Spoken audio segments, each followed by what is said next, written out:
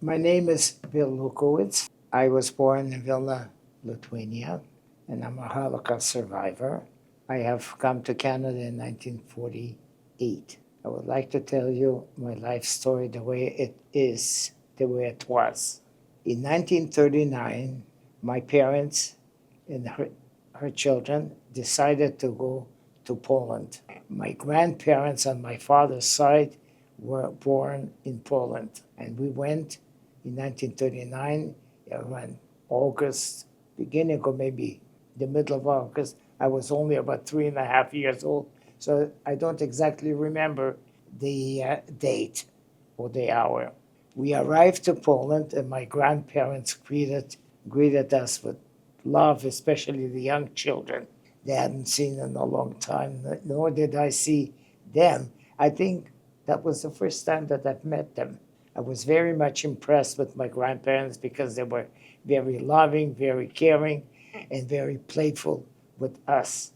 We had a good time, all of us. We enjoyed ourselves very much. Everything was wonderful. Then on September the 1st, 1939, Hitler invaded Poland and things changed and changed rapidly. After the invasion, Poland surrendered. Within 4 or 5 weeks, Poland fell, and the Germans took over all of the land. It was kind of normal in the beginning, till 1940 was not so bad. There was chasing Jews. Jews were confined. They were not allowed to deal in commerce. Doctors were not allowed to practice. Things began to change. 1940. They established ghetto. A ghetto they took part of a town, cordoned off a square area where the Jews were confined. An area where normally there were about living 3,000-4,000 people. Suddenly it became an area where more than 20,000 people were confined to that small area. Everybody a flat with 4 or 5 or even 6 families in one flat. One room, let's say a room 8 by 10, had 2 families. Do you remember who you were with, what your room was like and how the Yes, conditions were in the room? So in that room was my aunt, my father's sister, her son Avramala, my parents, myself, my older sister, all confined into this one little room. We were sleeping on the floor. No mattresses, no blankets, nothing. The conditions were bad, but not that bad as it was going to be in the future. And how were you able to get food and all the things you needed? There was still food available in the market. We bought with whatever money we had. We used to buy it. There was still some available, not much, but still available. My father was taken away, and I never saw him again. I was about 3.5 years or 4 years old, and I never saw him again. From the ghetto? From the ghetto, they took away all the men, intellectuals, men, they took away. And you were 4 years old? I was about 4 years old. And you said that things weren't as bad yet, but do you remember the moment, you were young, but if you remember the moment where you realized okay, things Yes. are getting bad? We realized it fast enough when one day we woke up in the morning and we had no food to eat. That's when we realized that things are going from bad to worse. So my father was taken away. We never saw him again. My uncle was taken away. We never saw him again. So here we remained, my aunt, my mom, and the kids. Suddenly, the announcement came through the loudspeakers that all the Jews in the ghetto over 14 years and up must report into square for tattoos. When you see the arms numbers, that's what they gave each person, the tattoo. Then next day the announcement came that all people must report to the square, that there will be a selectia. Selectia is they're going to pick. Well, these Nazis with a short stick under his arms came out, and they looked all over the people. All able-bodied men were immediately put to the right. The weak ones were put to the left. All people, tradesmen, especially shoemakers, tailors, carpenters, were prized possessions in the German occupied Poland. They needed them to sew garments, to make shoes, build barracks, and whatever else they were able to extract from them. Well, they went around, and the commandant would take a stick. If you put the stick on the right side of the shoulder, that means you went to the right side, you went to the labor camp. Left side, you went to the ghetto. My mom was a seamstress. They touched her on the right shoulder. She was holding my hand, and he told her in German, schnell means fast. Machen Sie schnell, schnell, schnell. Make it fast, fast. I was actually like torn out of her arm. I still today, I feel very emotional when I think of that incident.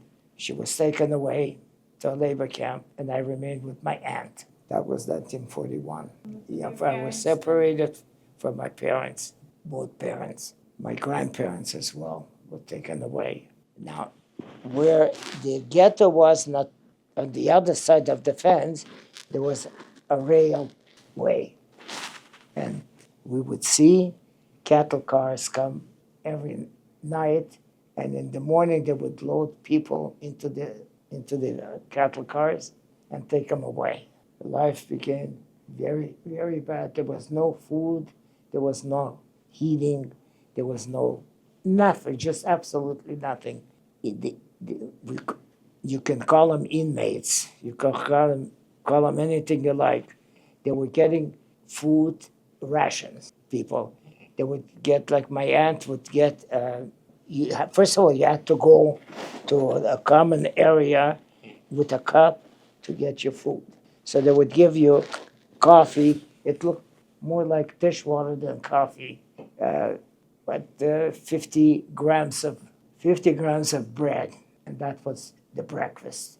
For night, they would give you soup. Soup would look more like mud than soup, and again, 50 grams of bread. It's nothing. It's not enough. One slice, just a slice. My aunt would never eat the bread. How come? She would save it to bring upstairs to give to us, the children. Now, my aunt would not let us go to the square to play with other children. She was too scared? Because if they noticed children they were useless to the Germans. They had to feed them, and they didn't want to feed them. So they would spot them, lure them, or go to see where they were going, in which area, in which house, and at night come and get those kids and deport them. During the war, 6 million Jews perished. 1.5 million of them were children. So that's how my aunt was afraid to let us go play in the yard. We would get up in the morning and through the holes in the walls, we would notice mothers clutching children sitting on the sidewalk, dead of hunger. And you're 4 years old watching. I was by then already 5 years 5 years old watching all No. of this. So these are some of your earliest memories. Yeah, the earliest between 3.5 and 4, I know from my aunt.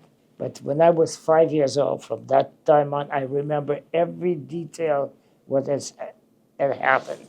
We were on the third floor of the house, and at the time there were 2 other men. I think they were relatives of my aunt's. I don't really know who they were, but they built a double wall, and on the other side of the wall, they would put us kids there to hide them from probing eyes, because many times unannounced the guards would come and look around to see who was there. And now in our ghetto there were very few German. There was the commandant, I think his assistant, and someone else, and that's it. The rest were guards. They were Ukrainians, Lithuanians, and they were the worst of the worst of the worst. They were mean, they were sadistic, and they were just horrible. If you walked by them and you didn't bow your head, he would beat you. If he saw you going over to the garbage can to pick something out, he would shoot you on the spot. And they used to like live before this. They like you said they're like Lithuanian or Ukrainian. Ukrainians, some So- Polacks. Yet, the most righteous people in Yad Vashem are Polish people. They saved more than anybody else. But there were ones that were so mean, they would sell you out for a nickel. And I will tell you later how it came about. What Amanda was saying is that so you were living alongside these people who beat you up. You guys lived together. You were neighbors. There were barracks, a lot of barracks where the guards lived. They were there. They were fenced off with a gate. But before the war, I'm saying. Before the war, I didn't guys- know. I didn't You know, know. they lived amongst you guys. They were Jews just and- people that volunteered to serve the German So someone that Reich. might have been your parents' neighbor in Lithuania. Possible. completely Possible. against you. So these guards were terrible. And I remember we were looking through a little, in Yiddish we used to call it a spare, a little opening. A man walked, I'm sure he was hungry, I know he was hungry, and he bent down to take a look at the garbage can. And the guard walked over to him with a stick, started beating him. He beat him to a pulp. I never saw him getting up. And my aunt noticed that I was looking at it, so she pulled me away. She didn't want me to look. So she really tried to protect you Oh, from she- the guards, from experiencing She what was definitely was my angel, my saving angel. And looking at that, they covered up the hole so that I would not look outside. And my cousin, of course, as well. Do you remember? Like I can't imagine you're 5 years old and you watch this. Like, do you remember what you were thinking? Like, obviously you were scared. I was too frightened to think. You couldn't. I was too frightened to think. So my aunt was given a job to clean the barracks. She washed the floors. She didn't wash with or vacuum with a vacuum cleaner. She had to be on her hands and knees with a rag and a brush and brush the floor. She worked very, very hard. When she came in, she was full of blisters. So she washed the floors, the tables, everything that had to be cleaned, she cleaned. And she had to clean the toilets. Can you imagine cleaning toilets? Toilets were not like here, you flush them. It was a hole dug in the, I call them hot houses, with a big board with holes, Just a hole in carved the middle, out. Yeah. and that was the toilets for them. And she had to clean this every day. And she also had to throw out the garbage. Now that was a blessing. The garbage cans were a blessing. When she used to go to work in the morning, there was an old Polish soldier. And he was somewhat sympathetic to the people in the ghetto. And when my aunt went to work, she would always greet him. Dzień dobry panu, that means good morning, sir. And leaving, she would say, good night, sir. And always bowed. So one day he stopped, he says, you don't have to bow before me. You don't. And he was very old. I don't know how old he was then. Even if I would look at him, I wouldn't know. And that was very good for my aunt. He never checked her pockets because she used to look in the garbage can. Sometimes you would find a piece of potato, a piece of carrot, a little celery, whatever pieces, not solid pieces, but like bitten off pieces. Anything that you could get.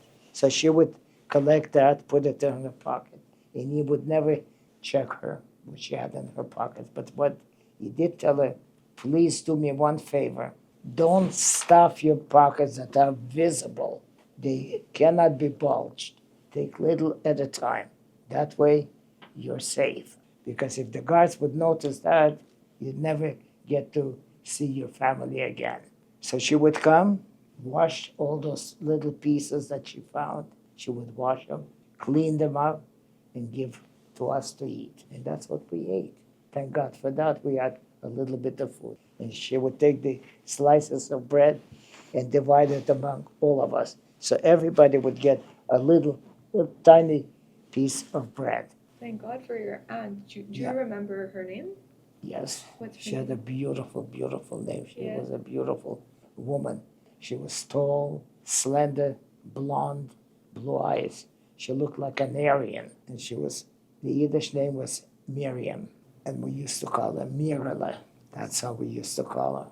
Her father used to call her Mirala. And we used to call her Mirala. She was the most beautiful woman in the world. She was, not only in stature, but in the heart. So Mirala would bring those pieces, wash them, and give it to us. And take the bread, divide it in small little bite size, and give to each one of us. We should have it. She would sometimes see potatoes left over on the table, but she would never dare to take it to eat. There was just cooked potatoes left on the table by the guards. They didn't eat it. She would take that and throw it into the garbage can and hope that she was be able to retrieve it when she went home. The garbage cans were thrown out just as she went. Whether these guards were testing her or not, I don't know. She didn't know either, but that's happened very often. As hungry as she was, she knew that if she would touch that, that would be the end of her life. They would shoot her without hesitation. Be careful with everything. Very careful. So we had to endure this hardship for such a long time. When winter came, it was very, very cold. We didn't have a heating system. We didn't have anything that we could cook hot water. Such thing was not available. Everything was frozen. So we had to take snow into the house and melt it a little bit by rubbing it with our hands. So that's how we got the little bit of water. And this went on for a long time.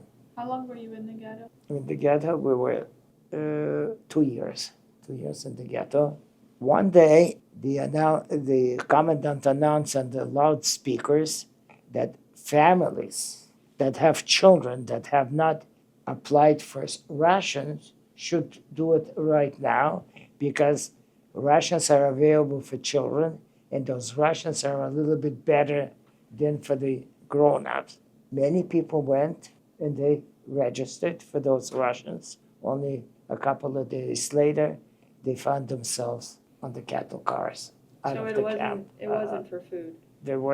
That was a rouse to get the people out so they can arrest them. So they think that they're going to try to help their kid, maybe get some more food for their children So instead. So this was a promise to rouse. And people, some fell for it, some didn't. My aunt didn't fall for it. She says, there is no way that these, we used to call them bastards, would ever do anything good for anybody. And so this went on for 2 years in the ghetto.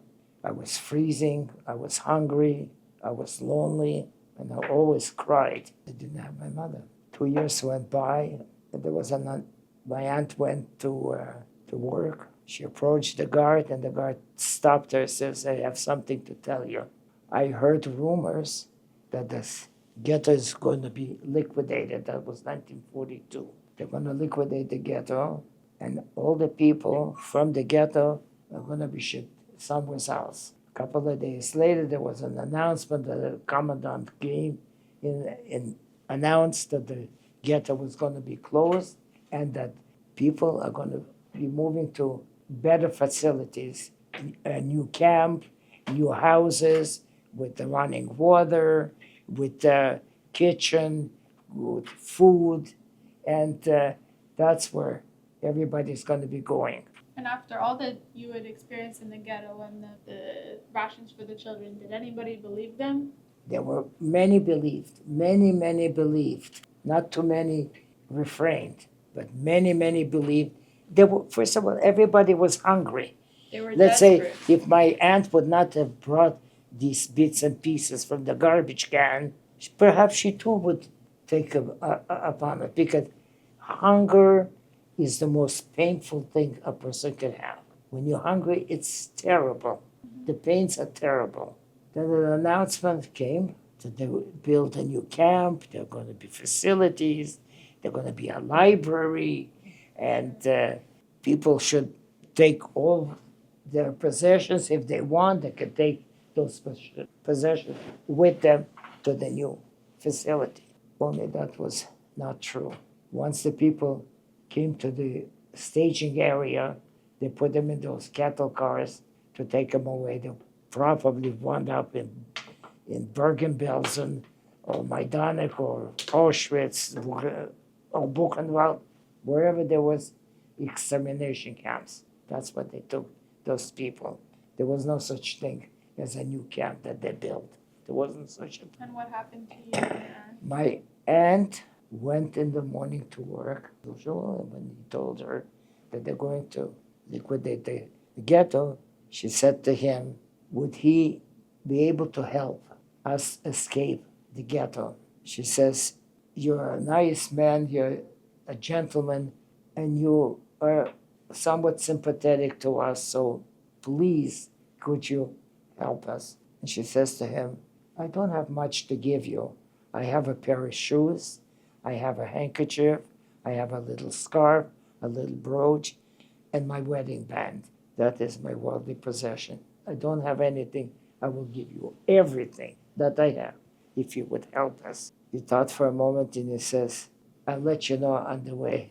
On the way home, she stopped and he said to her, I will help you, but bring all those things. And if you have something more, bring it. She came home and she told the other eldest, I was a kid listening what was going on, and the other people didn't believe her.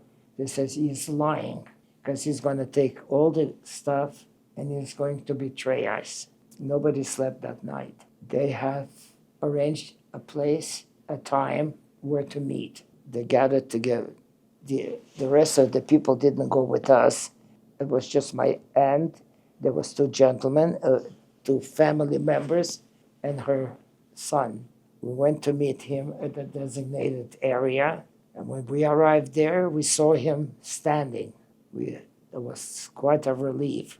We didn't believe that he's going to be there, but he was there. He kept his word. We handed over all our worldly possessions to him, and he told us, now you can go. There's a field. Go find yourself a farmer who maybe be willing to save you. My deed is done. I have to return back to my post. If I don't, I will be punished. So we walked all night. We were getting tired. We were hungry. And my aunt said, there's only one place that I can go to a farm. My father used to deliver coal to the farmers and to the houses. And knew this farmer with whom he has established a good relationship. We're going to try him. We got there, we knocked at the door, he came out, and she introduced herself. She told him who she was, and he said, oh yes, ty jest doczka, meaning you are his daughter in Polish. You're his daughter. She says, yes, I'm his daughter, and I know my father always spoke very highly of you.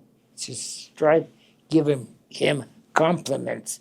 She wanted him to help us. So she says to him, we just escaped the ghetto, and we're here for you to try to help us, to hide us. And that can go either way, right? Because they could have told you, they could have told the Nazis. They could have said, we have Jews here, Yeah. right? Because they can get in big trouble for Yeah. hiding you.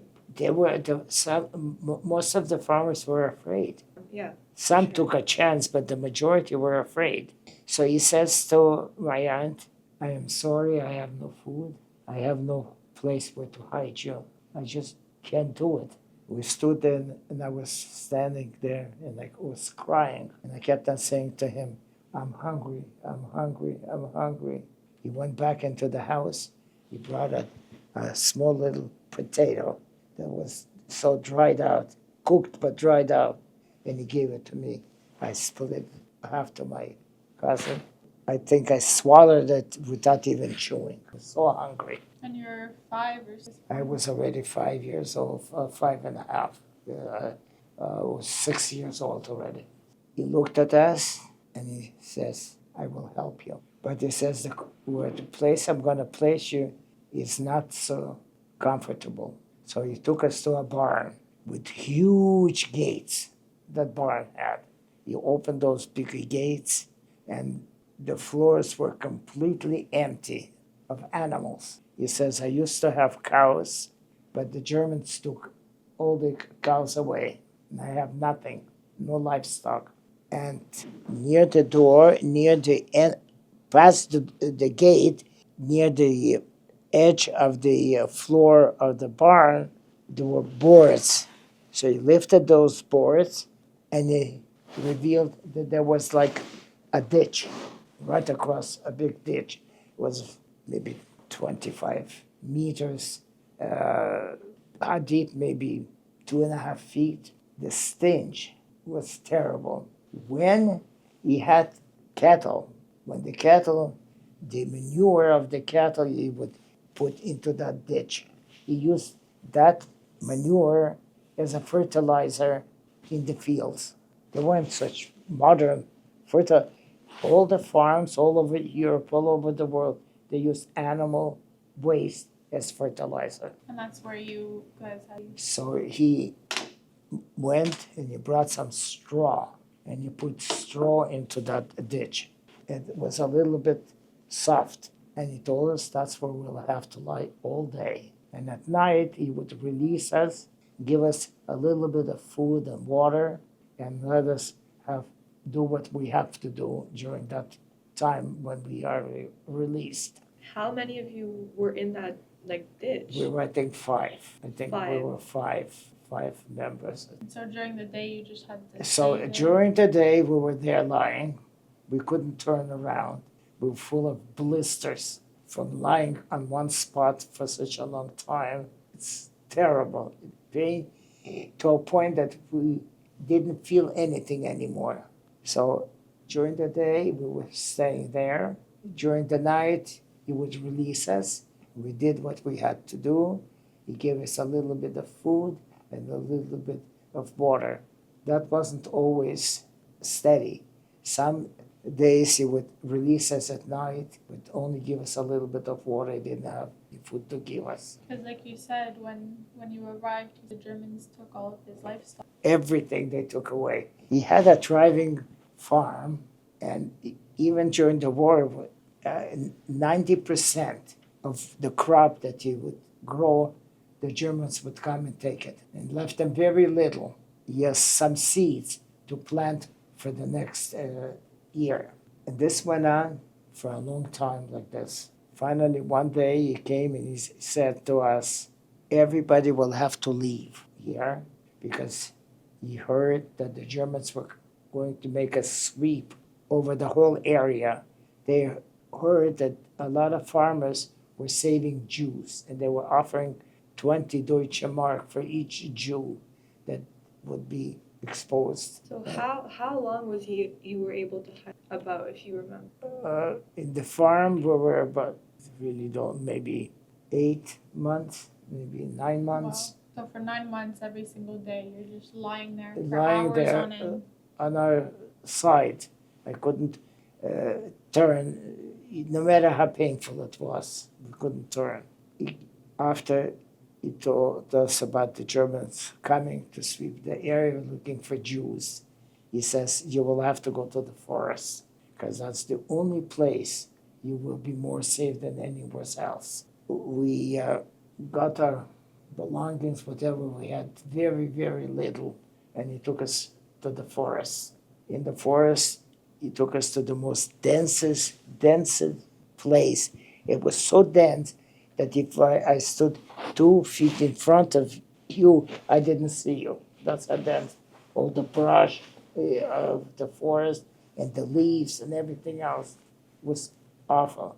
But he took us to a place where it was a little bit flat. There was no leaves or A little bit of a clearing. clearing. It was a clearing. And he found us some little caves. He says, this is where you're going to be. Now, Poland is very famous for mushrooms, a lot of mushrooms. I didn't know that. So he told us there's a lot of mushrooms here in the forest that are edible, but there are other mushrooms that are not. So he showed us which were edible, and he told us, don't eat a lot of mushrooms. Eat them one at a time. Give yourself an hour or so rest before you take another. In case you Mushroom. eat one that's No, it's not the poison. If you ate too many mushrooms on an empty stomach, you got sick. So he says, if you get sick, I have no way to get you medication and you will die. So we were very, very careful. Also, we were not able to make a fire to cook those mushrooms. If they were cooked, you can eat much more than raw. If you made a fire, the smoke would be visible in town, and they would immediately would send guards and soldiers to look for us and to catch us. They wouldn't have a hard time. They would catch us, and that would be the end. so even And, to yeah. stay warm, you couldn't light a fire or anything. We couldn't. There was no fire. We couldn't. He brought it every time he came. He brought us a couple of rags, and he couldn't bring us anything of value or good stuff, because if the next door neighbor would notice, they would be suspicious. But they saw the rags, so they figured he took it to get rid of it in the forest. But so this man, he kept coming back and checked on you guys. Wow. Yes. Wow. So he used to bring us these rags, and that kept us a little bit warm. Now he would come sometimes every single day, bring us some food, some things, a few rags, a little bit of food. Sometimes every 2 days. There was a time he didn't come for a whole week. He couldn't. Because it was dangerous for It him. was dangerous for him. If they would catch him, he would be dead. And then they would all. That they would definitely find out. They would torture him enough for him to tell where we were. And so it went on for a long time. I believe almost a year we were there in the forest. One day he came and he said to us, the coast is now clear. The Germans cleared that area completely and they're gone. And we can return back to the farm. When we returned back to the farm, the ditch was now deep. We were able to stand in the ditch. We were able to sit down. We were able to turn. We were able to do things. And when your sister asked me that question, what did you do when you had to go in the middle of the night? And I answered her. She was the only one. I spoke to hundreds and hundreds of places. She was the only one that asked me that question. And I was very proud of her. And I told her we had a little bucket covered with a piece of wood. And when we had to go, that's where we went. So that was maybe a step up from what you had to do before when you were on. Nobody encouraged that. But children being children, they cannot control themselves like the adults. So this is how we solved the problem. We were there for a long period of time. Then when he came back to tell us that we now can return back to the farm, when we returned, like I said, the ditch was deep. We were able to sit. We were able to turn. We were able to stand. It was comfortable. As For comfortable a as it ditch. can get. For Yeah. a ditch. From going from a terrible situation to that situation, it was like You were paradise. It was like paradise. Lying at night, we start hearing noises like boom, boom, boom. We asked our farmer, his name was Janusz. We asked Janusz, what was this noise? What's going on? So he said to us, this is artillery being shot by the Russian army, by the Soviet army, and that in the next week or 10 days they will be here and they would liberate us. Only took months before they came to that area. In December 44, we were liberated by the Soviet army. So what was that like when they came? The Soviet army was not like the American army with the chocolates and the Coca-Colas. They had a dry piece of salami in their pockets. They had long, deep pockets.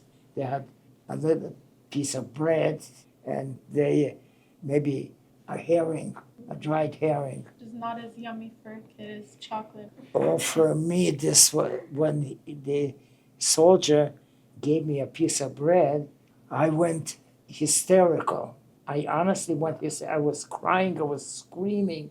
I couldn't believe I was holding a piece of bread. Now I had something. you're like what now? Like seven? I was already 7 years of 7 age. years old. Yes. And did you know at that time, like you understood what was happening? Like they're coming to liberate us. Did you understand what was going on around Oh, you? yeah, of course. You got I was already 8 years of Yeah, age. and so you know, Yeah, I understood, understood. and I knew what was going on. One soldier came over to me and he said to me, "Mальчик, ты голодный?" in Russian, meaning, "Boy, are you hungry?" What a question. And I said to him, "I am very hungry." He says, "I will give you something." And he took out from his pocket a small loaf of bread. Small, very small. It was still warm. I took that loaf of bread, and I was holding it very tightly. And he said to me, eat, it's good, eat. So I told him, I'm going to eat it a little bit later because I'll be much more hungry then than now. So I'm going to save it. He said, okay. And he walked away, and I held that loaf of bread near me very, very tightly. I was going to eat it, but then I said, maybe I'll eat it tomorrow. I don't know if tomorrow I'm going to have anything. Came tomorrow, I looked at it and said, no, I'm going to save it for the next day. I had a small piece of bread and I had a small piece of potato. So I'm not going to eat it. I held it for 3 days. End of the third day, I said, I'm going to. Now I'm very hungry. I took the loaf of bread. I couldn't break it. It was hard like a rock, harder than a rock. I just couldn't. I put it in water. Nothing helped to get it soft. And I was crying. What did I do? Why did I do what I did? I can't eat this loaf of bread. I'm hungry, but I can't eat it. The bread that they baked was 20% flour, 70% milled chestnut flour, and a little bit of sawdust, all mixed together. That was the bread. Now, when the flour is okay, but the chestnut flour, it hardens very, very quick. Put it in water, it becomes like a stone in no time. And you didn't know that. Of course, I didn't know that. So I had to throw away this bread because I couldn't eat it. I couldn't do anything with it. It taught me a lesson then. If you have it now, use it now. Enjoy it now. Let tomorrow be tomorrow.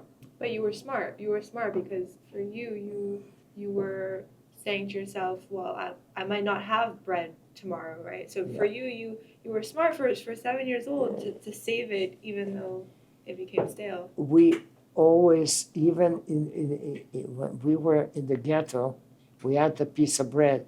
I remember the older people would take that piece of bread and put it aside to save it. That's what you knew. That what I knew, that I knew. But we as children, who were always hungry, who always wanted to eat. It was a natural thing. Hunger was a constant companion through my whole life during the war. My mother survived, and she found me after the war. But while I was in the forest, there's a lot of twigs in the field, and some of them are very sharp, and they prick your soles, and you bleed. One day I was walking, I got into trouble. I stepped on a twig that was very sharp, and I was bleeding. So I ran to my aunt, and she bandaged me up a little bit and put some rags on my feet so that if I walk, I should watch and I shouldn't break myself again. That was an experience. In the ghetto, I also had a very bad experience. I was very hungry, very, very hungry. And I snuck out from the ghetto into the fields, trying to find maybe some carrots, maybe some potatoes, something in the field. You went alone? I was alone, I snuck out. And as I went into the field, a big boy, must have been 3 times my size, big. I was like a walking skeleton. He was a big guy. And he called me, "Hey, Jew, what are you doing here?" So I didn't know what to say. I was afraid. He says, again, "Jew, what are you doing here? What are you stealing?" So I said to him, "I'm just looking." "You looking?" So he came over, he slapped me in the face, and then began to beat me. He beat me. This is when you were in the ghetto? Yeah, that's when I was in the ghetto. He So beat you were me. like He 4 beat years me. old. I was already about 5. And he beat me, and I fell to the ground, and he ran away. I picked myself up and went back to my hiding place with my aunt. When she saw me, she says, "I don't know what to do, kiss you or to smack you even more. How dare you disobey me? How dare you run into the field?" But then she took me in her arms. She cuddled me. She kissed me. She says, "I love you. I will always protect you." She says, I know. And I never going to. That was a very tender. In the forest, I was walking around. I was lonely. I was hungry. And I was sick. And I stood there in the middle, and I started crying. I said, "Mom, I was a good boy. Why did you leave me? Why did you abandon me? I didn't do anything wrong." I cried for my mother, but she wasn't there. She couldn't get. Nobody answered. My aunt heard me cry, so she ran out towards me. She started hugging me. She said, "I will never leave you. I will never abandon you. I will always love you. Always, always love you." And she cuddled me and hugged me. A moment I will never forget, being so lonely. Loneliness is a terrible, terrible thing, especially when you know that you're not going to get anything better. Especially when you're a child, you're supposed to be with your mother. That's correct. See them again? I was always imagining things. I was like a fantasist, but all the fantasy was not a reality. It was just a mirage. But still, I was a child, still lonely. I was a walking skeleton, just skin and bone. That's what I was. I was very small, hardly weighed anything. My eyes were like popping out of my head. Nothing to eat. It was a horrible, terrible situation. Finally, the war was over. We were freed, and somehow my mother found me. My mother, when she survived, she said this, that if there's anybody still alive and survived the war, they will be in Tomaszów Lubelsko. That's where I was, in that town, and that's where the farmer was. She went there. One thing about us Jews, 2 Jews get together and they form 3 committees. Right away, there's 3 committees. Did you say that? They put up on a wall a board with names. My Hebrew name and my Jewish name is Velvo Zev. That's my Jewish and Hebrew name is. It's a beautiful name. Yeah. Where Bill came into being, I will tell you after.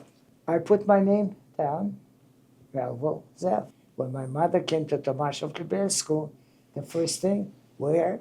To the Jewish committee. Where else? She went there, and she was told, go outside. There was names marked on the billboard, a lot of names.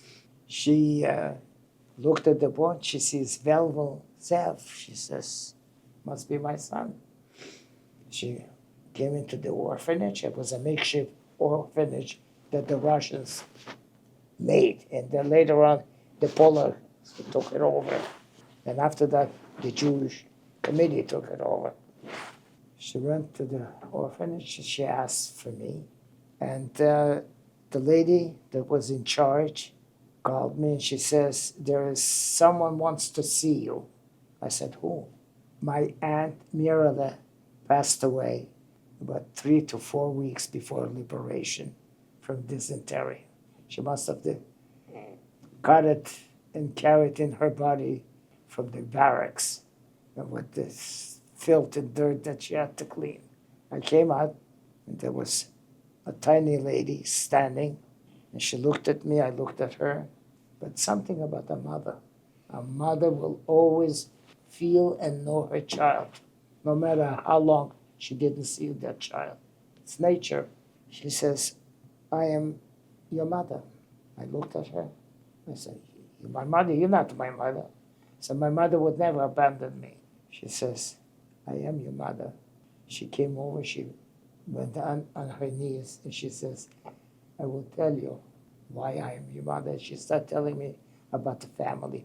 The moment she mentioned Mirala, I knew that she must be, because no one else would have known this.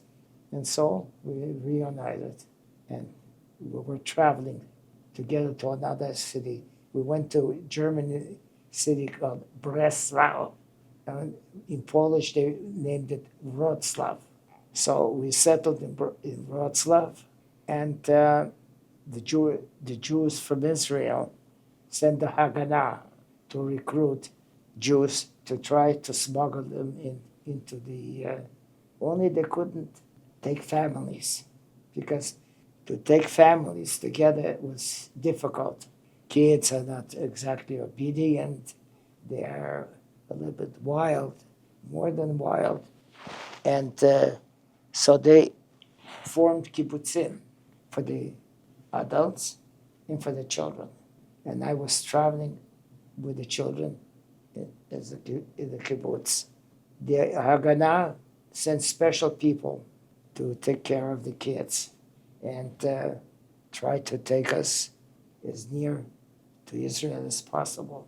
So we went from Poland back into Germany, from Germany back into Poland. We traveled to Czechoslovakia, not every day, we stayed a month here, a month there, trying to get out, because it was very difficult, especially with Russia's Communist Party. They didn't want people to leave.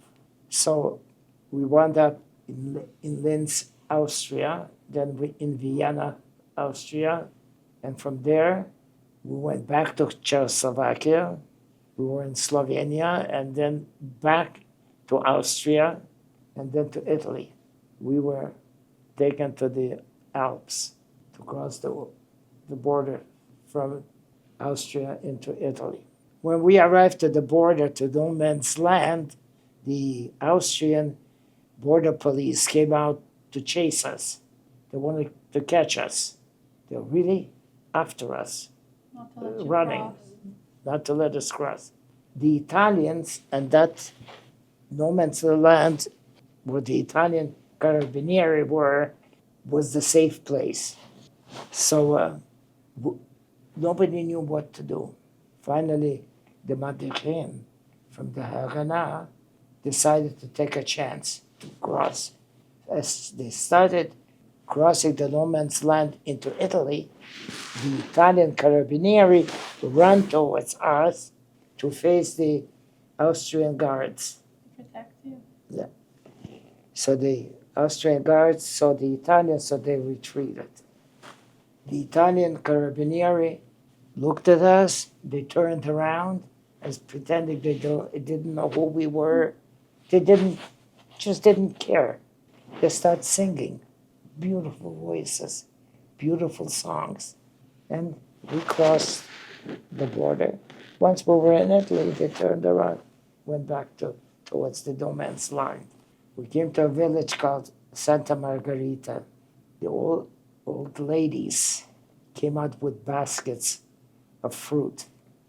And they gave us, each kid got an apple, a tangerine, a pear, whatever they had, grapes. I was the lucky one to get an orange, big orange. This is a good story. I never saw an orange in my entire life. I didn't know what it was. True. I didn't know what it was. I looked at it, very disappointing. Here as a kid was eating an apple, a pear, grapes, and I would get this thing. What is it? Yeah. One of the ladies noticed that. She came over to me. She took the orange from my hands. And here again, I was hurt. First they gave me, now she's taking away. Yeah, I felt very, very sad, very bad. She took the orange, she peeled it. She took one wedge and she ate it to show me that it's edible. And she handed back the orange to me. In Italy, they grow oranges, blood oranges, you call. They're red inside. That was a blood orange. I ate the orange so fast. Before she swallowed her wedge, my orange was gone. The hunger and it was very tasty, sweet, nice, ripe You didn't have anything like that for the longest time. for the longest time. And also the kindness. Like, I don't think you've ever experienced, well, besides obviously your family, your aunt, but like Yeah. a stranger being so kind like that Yeah. to you. One of the Matachim spoke Italian, so he was able to communicate with them. And he found out that they didn't have any food themselves. Whatever they gave us, it was the last thing they have. They gave it to us. Such kindness, not to be found in the world. They had nothing, but you had even less. To give the very last bite of the own to us, I mean, that's something to think about, how kind that was. Compared from what you went through Yes, to this, Yeah. it's complete. it's totally different. Then the Haganah arranged for food, and they brought food, and they shared it with the villagers. The Hayas in the United States has a lot to do with the help, that they sent help to us. If it wasn't for them, I don't know. Europe had nothing. It was totally destroyed. We then wound up going to a city called Torino.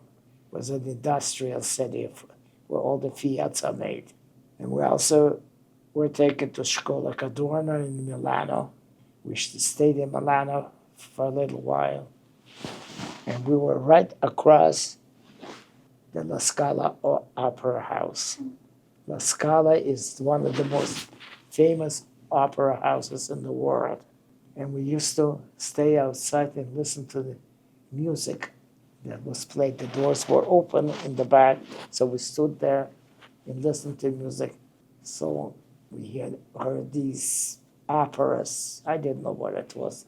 All I cared about was the music. I just wanted to listen to music.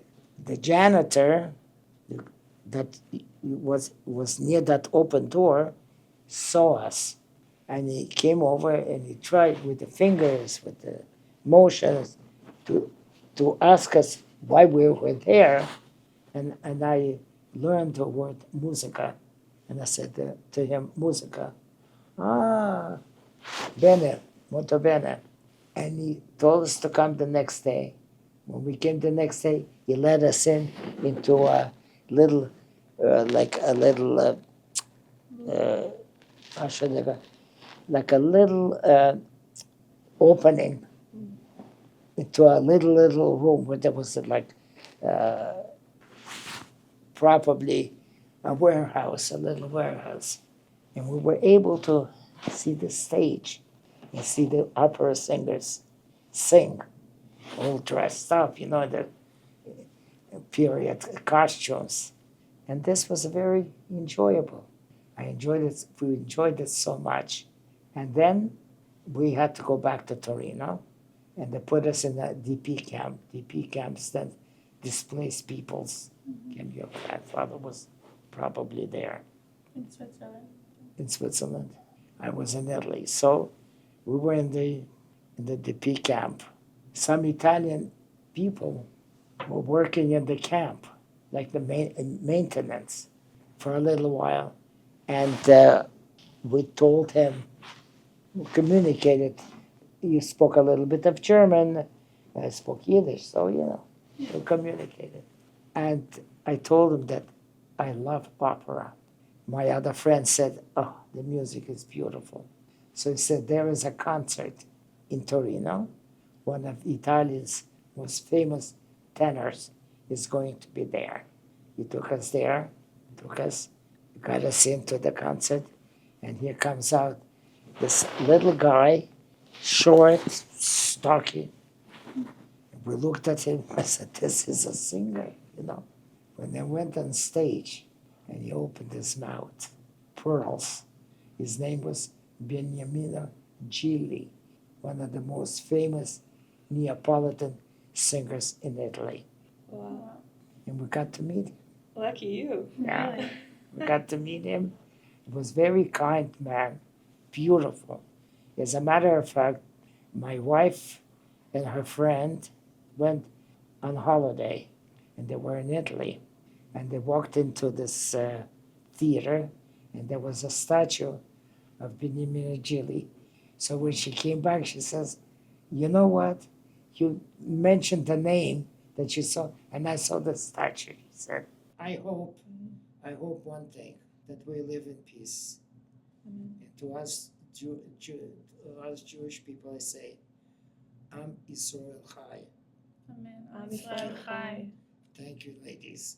Thank you for sharing and for being here with us today. It's such a privilege as young students like us to hear from you, and such an honor to just sit with you and talk to you and have you share such, personal and very, very hard things to share. It's really an honor to be here with you.